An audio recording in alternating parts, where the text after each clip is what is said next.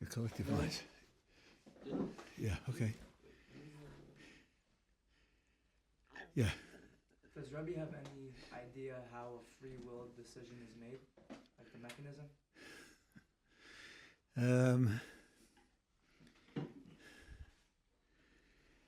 It's a good question. There's a famous question that goes back almost 2,000 years to the Stoics, that there can't be any consistent description of how a free will decision is made.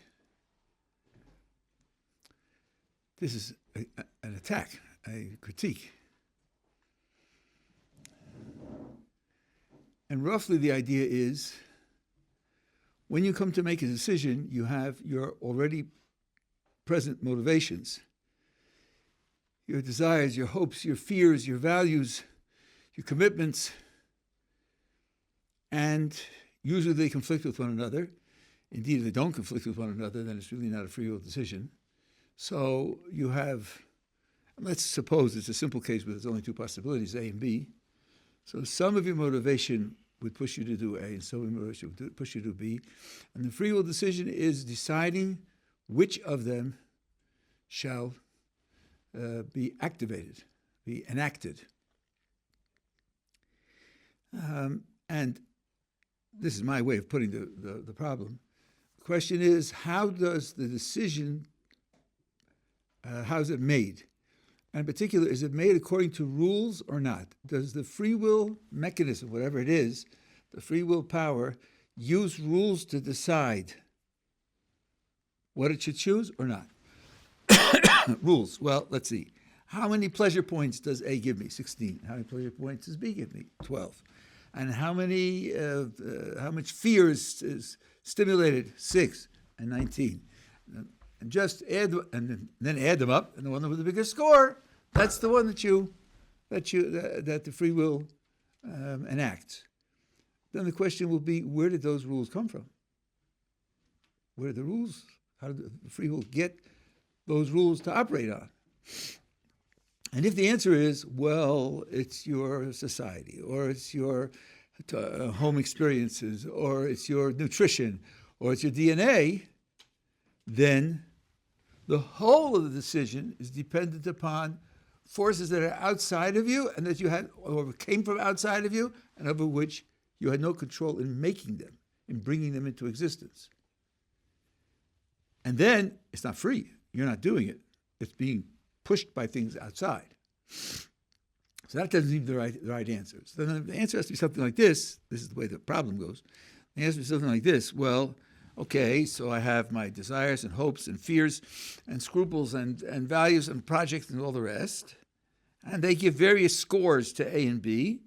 But in spite of that, the decision is made not in terms of all of those considerations, not in terms of all of those factors. Well, if the decision is made not in terms of all those factors, it sounds like it's arbitrary. It just happens by accident. It has no direction. It just trips in. And if it just trips in, it may be free, all right, but why is it a decision for which you're responsible? It's just something that happens. Either it tips this way or it tips that way. It goes. The argument is, no matter what you say, you can't explain why you are responsible for what you do. The bottom line here is responsibility. If you take the first alternative, then the things that make the decision all are fruit of outside influences, which means it's being done to you. You're not doing it on your own. And if you take away all those outside influences, then it seems that that decision is something which happens accidentally, arbitrarily, randomly, in which case it's something that just happens, and therefore you wouldn't be responsible for it. That's a very old and much discussed problem. There are two contemporary philosophers who have ways out of this. One is Timothy O'Connor, who uses something called person causation. I'm not going to go into that. It's a little subtle in philosophical terms. And the other is John Searle. And John Searle has a critique of the whole way of framing the problem. if you have we have a recording, you can go back and check the vocabulary that I used, which was designed to fall into his trap. You ask, why did something happen? Why did it happen? So in your mind, you say, well, why did it happen? So that means what made it happen? What brought it about? What caused it to happen? Now, I ask about a decision, why did it happen? Why was that decision made? And why means what caused it, what produced it, what determined it to happen, then the very question begs the argument, how could it be free? If the explanation for why it happened is what caused it, then there must be something that caused it. And if there's something that caused it, then that's what brought about the action, and it wasn't you, and therefore it's not free will. This way of asking the question means you can't get an answer if it's free. You'd have to say there's no explanation for it. But Searle says that's just a prejudice. When you ask why, you want an explanation. Who says explanations are only causes? In particular, suppose I ask you, what do you do for a living? You say, I'm a carpenter. I say, why are you working at carpenting? And he says, to earn money. Is that an explanation? Do I have a better understanding of him now? You could work at carpenting for 100 different reasons. He tells me he's doing it to earn a living. Is that a cause? Is to earn a living causing him to be a carpenter? To earn a living is his goal. It's his purpose. It's his end. It's what he's doing it for. What he's doing it for isn't obviously a cause. It's another kind of explanation. Instead of looking behind to see what's pushing, look ahead to see what he's aiming at.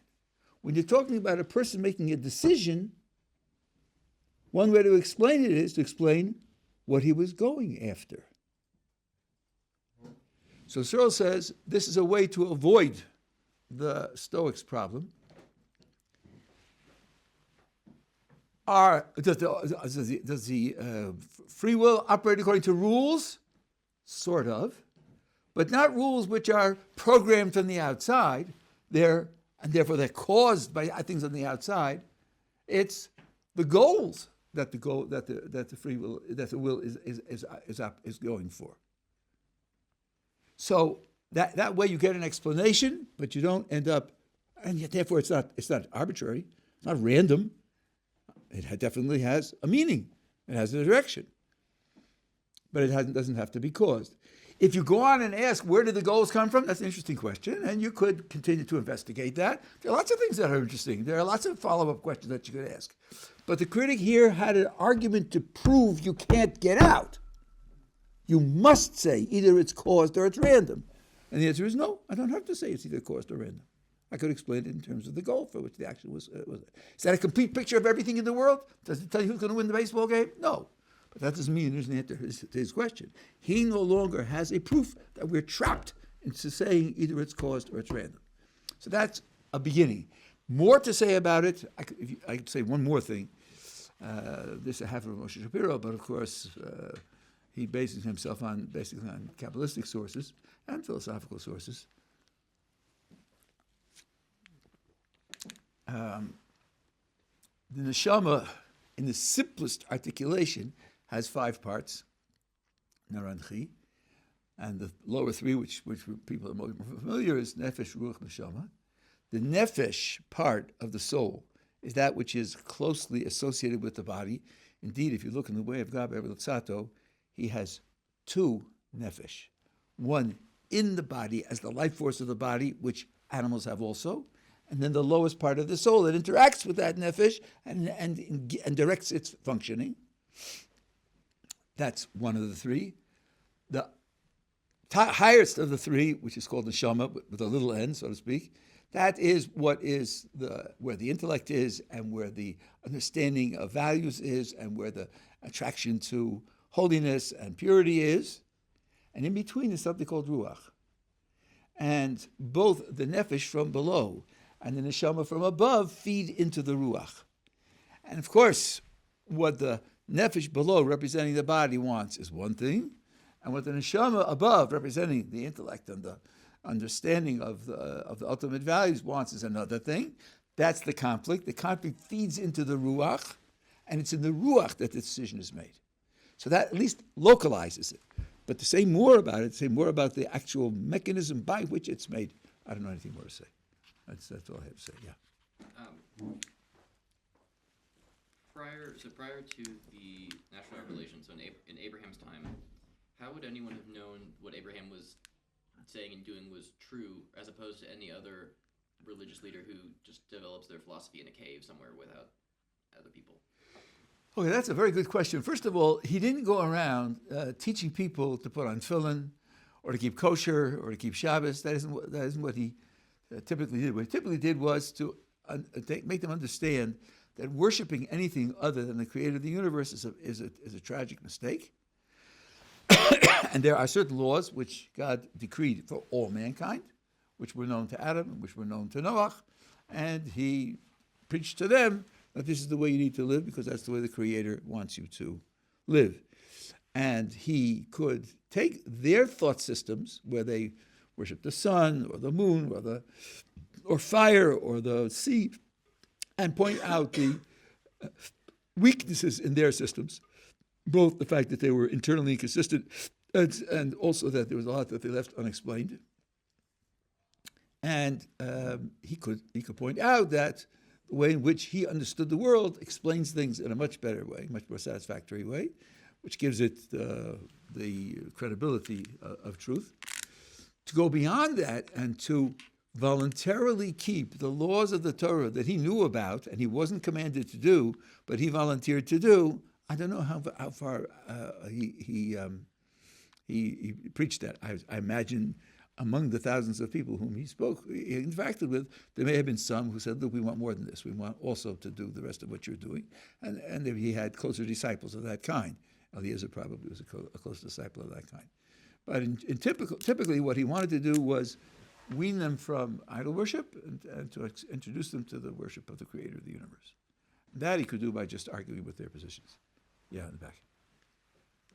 So this might be a question that stems out of ignorance, but is the Torah supposed to be something that's infinitely complex, where we can theoretically derive all knowledge of the known universe from the Torah, even though we don't have that knowledge right now, but you could derive every word, every trup, but in terms of the Torah we have access to, when one is learning it within the right environment with the right mindset, at some point, especially if someone's very learned, the ideas of the Torah can start to seem relatively easy to understand. And if the Torah seems to be relatively easy to understand, you could sit and share, you can understand the dialogue that's happening between Rebbe and student, you could start to think, is this something that could theoretically be man-made? I know they're telling me that there's this complexity that exists, but no one seems to know what that complexity is. So, not that the proof for God, one might think that a proof for God shouldn't exist in the Torah, that it shouldn't exist in the complexity, yet we say that complexity is there. So, I'm just kind of trying to grapple with that. Okay, there are a few things to say here. First of all, you're describing a vast area, and you've picked out two small positions in that vast area. There's the kind of understanding that you could have with, let's say, familiarity, and there is some genuine understanding there. And then there's the ultimate infinite depth. But in between, there's a lot of ground where it's much more complicated than you're getting with a beginning familiarity, and much more wisdom would be available in that. So someone said Aristotle was a very great thinker, maybe the greatest thinker that ever lived outside of the Jewish tradition. It's possible. But he had two tremendous shortcomings. He had no telescope and no microscope.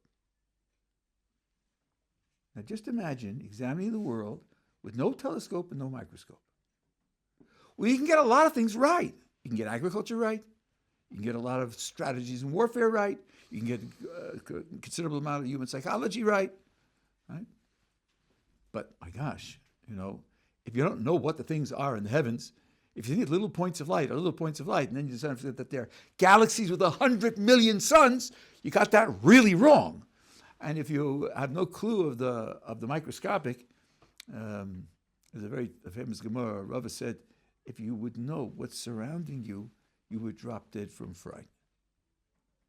So, one explanation is certain things that we know from the tradition, but before, let's say 200 years ago, take a glass of water and look at it under a microscope. It's full of living things. You can see living things in the water, which looks to you just like plain water. So if you don't have a telescope, you don't have a microscope, and this is before getting to the Big Bang or doing theoretical physics. It's just there's a lot more in the world than you're able to be in contact with. So if you're talking about measuring the wisdom in things, I think that middle ground is a ground which could be extremely impressive. Now, an argument that it's divine because it's very complex, I'm not familiar with an argument like that. I think it's much too vague to determine what a human being could think of and what a human being could discover. So as to say, well, this is too complex for a human being to ever discover. Yeah, if you found a person who could multiply two 20-digit numbers in his head in 30 seconds, you'd say he's getting it from somewhere. That's not him. That's not human. Human beings can't do that. But when you're talking about the complexity of a system, I mean, Mozart was composing string quartets when he was 4 years old. Mozart died when he was 31. Over 50 symphonies and operas and string quartets and piano concertos. And can a human being do that? Would you imagine he would? No, I wouldn't imagine it. And he did it. So it's to say that because it's very complex, that therefore there's an argument that it must have been composed by a supernatural power.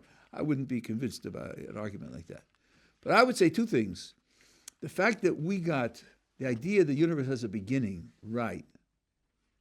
Until 1965, all educated scientific and philosophical opinion thought that the universe is infinitely old.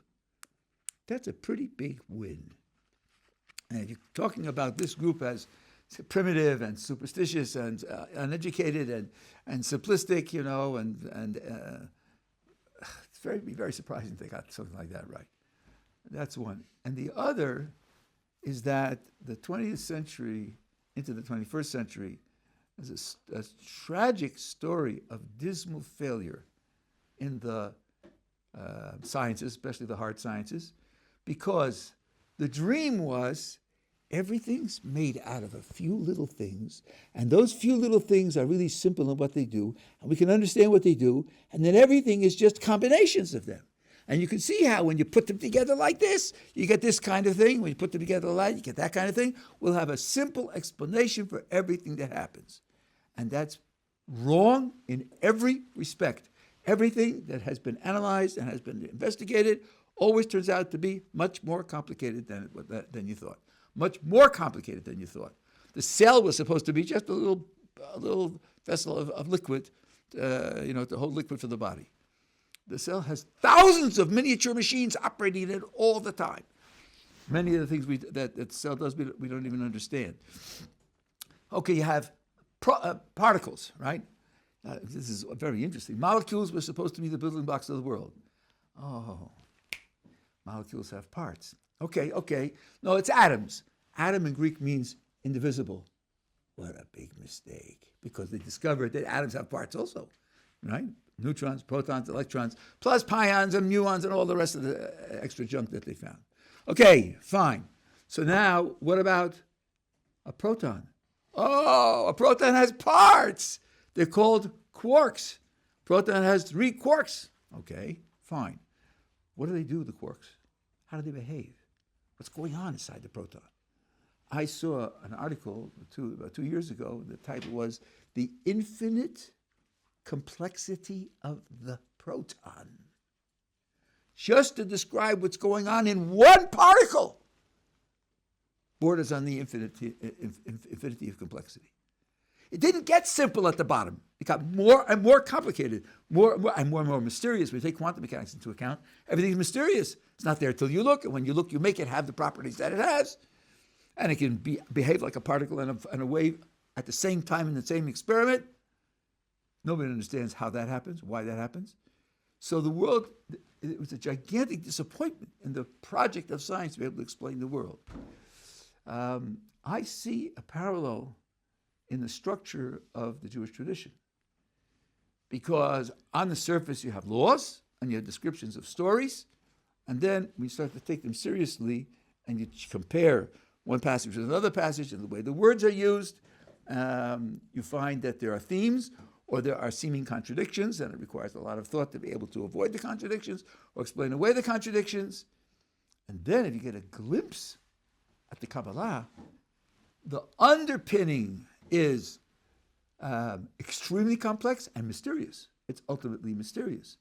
Now, it turns out that the world has an underpinning which is very complex and mysterious, and the Jewish tradition, which is thousands of years old, at the very bottom is very complex and mysterious. I don't know, could that just be an accident?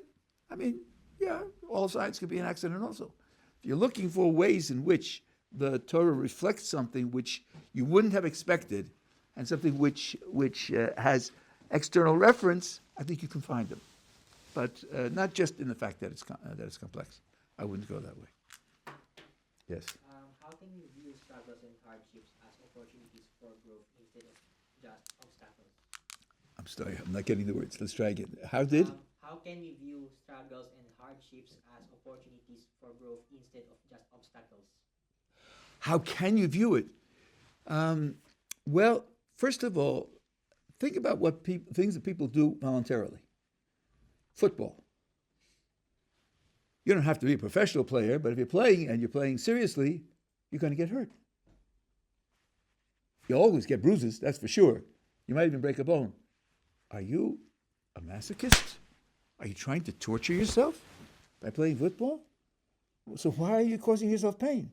Why not just sit in a hammock, and drink beer and watch television? Yeah, because football is exciting, and I enjoy the challenge. I enjoy the challenge. Even if the challenge is only beating the other team, but I enjoy that challenge. So that means that sometimes you choose to do things which can cause yourself pain. And the idea is, number one, it's worth it. And number two, part of it is to see that I can operate even under pain. So the fact that something's painful doesn't automatically make it negative. We have Einstein's notebooks when he was moving from special relativity to general relativity, and he was trying to get gravity in. And for 2 years he was struggling. And he crossed out whole pages. And then somebody said to him, "Oh, Riemann did that in the 1850s. Just take over his math and you can have it. You can have it for free." And he did it. I never heard him say, "I regretted those 2 years." He struggled with understanding the universe. He got right what Newton got wrong. That's a pretty big accomplishment. That's a pretty big achievement. If he had found it in a book buried in the sand and just read it, and he wouldn't have felt anything like the accomplishment of struggling with it to be able to come up on it, so to speak, on his own. So I don't think that pain and suffering and even sadness is something which has to be looked at as negative. It all depends upon how you frame it, what position you put it in. Now, I'll just make one more remark about this and I'll go on to the next question. Let's take death. So, death causes people pain, and rightfully so. And some of the commentators say, every normal person will feel pain when a close relative dies, will definitely feel pain. But then how do you frame it? Well, from our point of view, the first people were created immortal, not to die. And death came into the world only because they failed to keep the commandment that HaKadosh Baruch Hu gave them.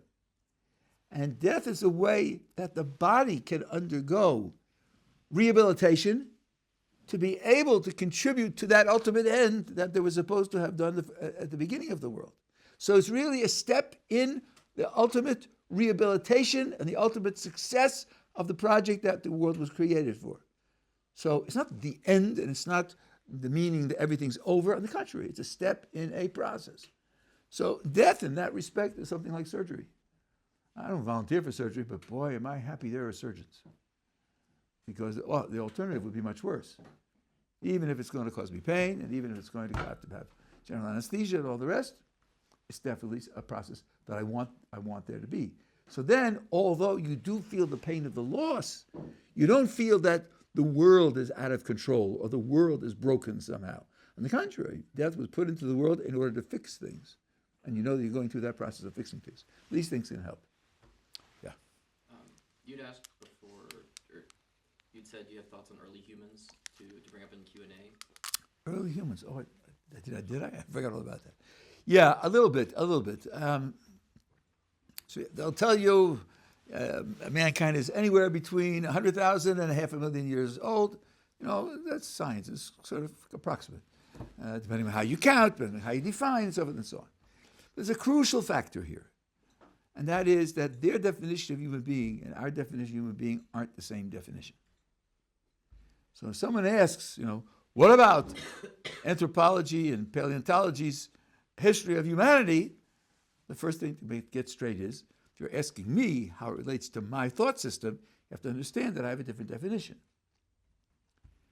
The definition that's accepted, one of the many definitions that's accepted in science, is either DNA, that's what counts as being human, or having a lineage, an evolutionary lineage to the present human population, and having enough features of what they call humanity to be counted as not a precursor of humanity, but being human themselves. And the features that they identify are bodily structure and a certain amount of intelligence, both practical intelligence, making tools and maybe hunting together and so forth and so on. And that's their definition of humanity. Our definition of humanity would contain bodily structure. Don't know the extent to which we would use DNA as a factor, but our definition contains both morality and spirituality. The first humans were given commands by the Creator, and they were held responsible and punished for failure. So they understood morality. And spirituality, God spoke to Adam, and they understood the world in terms of a creator, a creation. So in order to qualify as human being, for us, the creature whose bones you're studying, we have to have evidence that he possessed what we would call morality and spirituality. So my question to them is, where is your evidence that this creature with those bones and with some intelligence possessed morality and spirituality?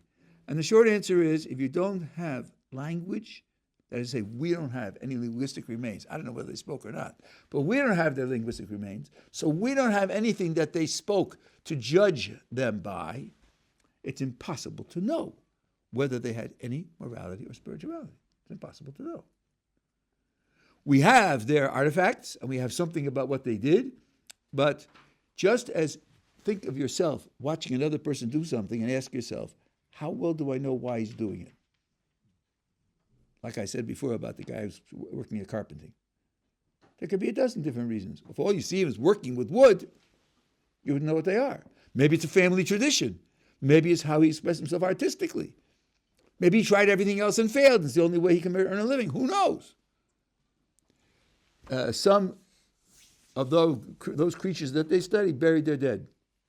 I actually read one academic fool who said, obviously they believed in the soul. That's why they buried their dead. I said, hello? What about the fact that after a while the corpses smell? How about just getting them out of the way? How about making the earth more fertile? Or who knows what? Without linguistic remains, we have no clue as to what their values were, their worldview was, And the oldest linguistic remains that we have are less than 6,000 years old. So far, anyway, we're not going to find out 10,000 years ago what they thought and what they. So the scientific world will say, but there's a continuity leading up from one to the other. So you say, but you don't know that. You may see a continuity in the shape of the bones. Yeah, you could see that. And you can see a continuity in the kinds of tools that are made. Yeah, you could see that. But you don't know there's a continuity of morality and spirituality. You just don't know that. You think so because you're a materialist and you look at the material and generate everything from there. We don't agree with that. So I think it's very, very important to understand when you talk about what they find and what they say, that we have a very different definition of what counts as a human being. Yeah. The holidays that we have throughout the year, are they like a way of Hashem remembering us from the time that we were going through those holidays? I mean, HaKadosh Baruch Hu doesn't need reminders. No, I know, but I mean, like, in a sense, like, that's a time where he's, like, thinking, like, okay, this is what they did for, bringing, I guess, for Pesach, for instance, right? Like, there's a time where they went and they got up and left. I don't know. I never heard any idea like that. It's really a time for us to remember and to be connected with those events that took place. Let me tell you a Hasidic story. I haven't told the story in many, many years. But it illustrates this in a very deep way. When we were here in 1977, and my oldest son went to Yeshivat Ohr Somayach, he was 8 years old, if I remember correctly, and he came home one day with this story. Baal Shem Tov came to a city, and he stayed overnight. In the morning, he went to the shul to daven. And while he was there, he saw one of the locals with a siddur doing something very peculiar. He was going through the siddur page by page. 66, 67, 141, 142, 364, 365, 789, 790. Well, if you know the Jewish siddur, it's an all-purpose tool for the whole year. It has daily prayers and Shabbos prayers and then various holiday prayers. And he's keeping, 1056, 1057. He's just going through page by page. So the Baal Shem Tov calls him over and says, "What are you doing?" Says, "I'm praying, Rabbi. I'm saying the siddur." Said, but you don't say all of the siddur every day. It's meant for different occasions. Really, Rabbi? Yeah. Listen, I'll help you out. I'll put markers in for you. Takes pieces of paper and he labels them. Puts markers in. Oh, thank you. I can imagine. Instead of spending 36 hours a day davening, now he has some time for other things. Fine, the Rabbi, the Baal Shem Tov gives it to him and leaves the city. He goes on his journey. A few hours later, the guy picks up the siddur, and it falls out of his hands, and all the markers fall out. What to do now? Which way did he go? He grabs the siddur, he grabs the markers, going after the Baal Shem Tov. He goes faster, so he comes to the top of a hill. He sees down in the valley that there's a river, and the Baal Shem Tov is walking towards the river. And there's no bridge, and there are no boats. So he thinks, Baruch Hashem, he's going to stop at the river, and I'll catch up with him. He's coming down the hill. The Baal Shem Tov gets to the river, takes the handkerchief out of his pocket, puts it on the ground, steps on the handkerchief, and the handkerchief carries him across the river. Oh no! Hey, wait! He runs up to the river. The Baal Shem Tov says, hello! Doesn't hear him. No boat, no bridge. In desperation, he takes out his handkerchief, puts it on the ground, steps on it, and his handkerchief carries him over the river. Baruch Hashem puts his handkerchief back in his pocket. He may need that. He goes racing after the Baal Shem Tov, catches up to him and says, Rebbe, it's terrible. The siddur fell out, all the markers fell out. Oh, says Baal Shem Tov, really? The markers fell out. But tell me something. How did you get across the river? And he says, I saw you go across with your handkerchief, and I tried it, and I went across with my handkerchief also. Baal Shem Tov said, really? You got across the river with your handkerchief? I'm not putting the markers back in the siddur. End of story. So when our son told that to us, we looked at each other and said, what? What's that about? Okay, there are miracles. That's nothing for us. That's not something, no worthy. We believe that natural science isn't everything, and there's a God, so on and so on. What's it supposed to teach you? I think I figured out one way to get a message from the story. Let's take, for example, the holidays. Pesach. Pesach is our liberation. Is Pesach important to a Jew in July or in December? Everything he does is because he's free. He's freed from Egypt, and he has his ability to be his own, to live according to his own direction. It's not as if the theme of Pesach is only relevant in the spring. Shavuos, receive the Torah. Is that relevant in January? Sure, because everything he's doing is coming from the Torah. So why is it that we celebrate these things once a year? Why is that? It's because although the events are relevant 365, but we can't experience them all simultaneously. The freedom of Pesach and the awe of receiving the Torah and the comfort of knowing that HaKadosh Baruch Hu's providence surrounds us all the time of Sukkot, those are contradictory experiences. So the different times of the year are set aside to experience those. And then the prayers express those experiences. And that's why the certain prayers for certain times of the year and other prayers for other times of the year. But imagine a person who could really experience it all simultaneously. Maybe he should say the whole Siddur every day. And maybe if this guy can get across the river with his handkerchief, maybe that's the kind of person that he is. Now, I'm not talking practically now. I'm not encouraging you to say the Pesach prayers on Rosh Hashanah. I'm not encouraging that. But there's a deep idea here that you really are re-experiencing and reliving those times. In metaphysical terms, the events that took place and the effect that they had on a person are available throughout time. The 15th of Nisan is a liberation day even for us now. We all have walls that enclose us, challenges that we think we're incapable of rising to, obligations that we have difficulty in fulfilling. And it can be a time also of personal liberation.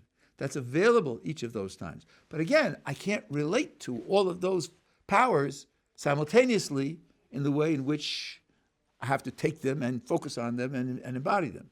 So it's really more for me to remember, me to relive, me to reactivate the powers of that time. But the idea that it's for HaKadosh Baruch Hu to remember or focus on, not as far as I know. Yeah, in the back. So the concept of abstinence in the Meshilash Yesharim talks about, obviously you shouldn't try to take everything on at once, but if there's something you feel you can start abstaining from, maybe that's a certain TV show, you could take it upon yourself and, obviously be wary. But when someone, especially in this yeshiva, you're really focusing on Torah, and it's pretty obvious that certain things are distractions, certain things are detracting from your growth, you could start to run into certain issues. So one, for example, that I'm running into is Kolisha. You have just on your typical playlist, and so you start thinking, okay, do I need to make an effort not to listen to this? After asking my rabbis, and they verified that really, it's even if there's leniencies, you shouldn't. Yet, if you start taking on everything that appears in your mind that I shouldn't do this, then you're violating the very guidelines of the Meshilash Yesharim, which is don't take everything on at once. So how should a person approach that? If it comes to mind, maybe it's something you should focus on, or how do you know? There's no general rule. It's going to vary from person to person. You put the situation very well. I don't know if TV shows is a good example, because those things are probably just usher. And he wasn't talking about that. He was talking about abstinence from things which are permissible, but are distractions, and it's not the same kind of thing. It'll vary, and it depends upon what the consequences are of trying versus not trying. 43 years ago, when I first came to Ohr Somayach, there was a fellow here who I was able to push him into a certain type of limud, certain type of learning. And he came to me one time and said, listen, Rabbi, I get once a week, I get Sports Illustrated. And if you don't know what that is, you don't know what sport is. That is the magazine in the world. Nothing else comes close. That's what they tell me. And he says, I know that I'm learning Talmud and everything else, and it's really not worthy. On the other hand, if I don't have it, I'll miss it. So I said to him, tell me something. How long does it take you to read the Sports Illustrated? It's about 2 hours. How many hours a day are you going to be disturbed by the fact that you don't have it? So he thought, and he said, probably about an hour a day. So I said, get it. You're 5 hours a week ahead if you get it. About 3 months later, he canceled subscription. He wasn't ready yet to make that break. It would be too costly for him to make that break. What you have to do is take account of all the consequences of making the break. And the success is not just in, I succeeded in stopping X because I thought that X was inappropriate, but in stopping X, what else was under tension? What else became irritating? What else got lost? And then make a bottom line evaluation as to whether you really took a step forward or you really took a step backward. That's going to vary from person to person, from subject to subject, and from time to time. The only thing you can do, my analogy for this is sports. I do exercise, and I have a trainer who helps me, and I've been doing this for a long time. And you get counterintuitive advice of both types. Sometimes I want to do something extra, and he'll say, not for you. Not for you, it's too dangerous. You could injure yourself, and then you won't be able to exercise at all. And other times, I'm doing something, and he says, do twice as much. Twice as much? I'm pushing myself. I think you could do twice as much. And then I turn out, there's only mental. I feel exhausted because I know that's the last one. When I think, instead of going to 10, I got over 20. Sometimes I just do it. It's my own surprise. You need a coach, someone who's seen this before and coached other people before, can help make an educated decision as to what is an appropriate step in your circumstances. It's a golden question. That's a question that everybody has to ask. What steps should I take, and what pace should I take, and it will vary throughout your life. That's why it's good to have. I'll just tell you one story. A good friend of mine this happened to him. He had a problem. He didn't tell me what it was, but it was a terrible problem. Struggling with it, and was sometimes succeeding, sometimes failing. And then he had a breakthrough, and he licked it. He licked it. Months went by, and he was able to be consistent. He felt very good about it. And he went to his Rabbi, and just he didn't brag about it, but he just told him about it. Rabbi looked him in the eye and said, "It'll come back." He was devastated. Yeah, it came back. He told me he struggled with it for many more years until he was dead. But his Rebbe knew better than he what was going on in his life. That's very valuable. If somebody can tell you that and can deal with that for you, that's a very valuable thing to have. This kind of question really needs that kind of help. Yeah, last question. A couple weeks back, someone asked about different pain in the life. Let's say my life sucked, and then after you die, Hashem's going to give you all this Eilam Haba. And Rabbi said that's not a good argument because you could have given me both. Give me a good life here and a good life in the world to come. Everybody remembers that? Could Rabbi expound on that? I don't remember it, but I'm a little surprised. So it's never worth making an effort and depriving yourself now so as to get a bigger payoff later? Because you could have had both? I mean, why would you think that? No, what Hashem actually gave you. I'm not One second. The idea that I'm sacrificing in this world so as to have a reward in the world to come, and he says that's not a good argument because God could have given me both. So what if he could have given me both? The question is whether it's worth it. The question is whether, on balance, I think that I have a good deal. If I think I have a good deal, then the question of life sucks is not the question. The question is, maybe it could have been better. Why didn't God do more? But that's not the same as life is worthless. Is worthless. That's just childish. That's and I don't mean a 12-year-old child. It's a foolish thing. Everybody knows. When you do training, I played a musical instrument. Half of the time that you're practicing on scales and arpeggios and thirds and minor thirds and major thirds and so forth and so on. That's boring. I want to play music, but you won't play music unless you play that. So you do that in order to be able to play music. I think it's a good deal. Yes, it's boring, but it's worth it because in the end I get something very valuable. So it's not as if to say the whole project is worthless because I have to spend some time investing in it. But secondly, the kind of thing that we're going to get at Olam Haba is only something which we can appreciate if we are qualified for it by preparing ourselves in certain ways. And this kind of preparation can only be done by ourselves. It can't be done to us or for us. Read the second chapter of The Way of God by Lutzato and read it 10 times. And you'll see there very clearly where he says that the ultimate reward in Olam Haba, in the world to come, is a kind of relationship with the Kodesh Baruch Hu, with God. And that relationship has to be a relationship of equals in certain respects. And the only way you can be an equal with the Kodesh Baruch Hu in certain respects is by providing for yourself what you have, because he is what he is only because of himself. Nothing outside of him makes him what he is. And we have to share that self-made quality with him so as to have a relationship of something like equals with him, and therefore he can't do it for us. We have to do it for ourselves. That's the basic theme of that chapter. So that means that this is the best of all possible, because that's the best of all things that a human being could possibly have.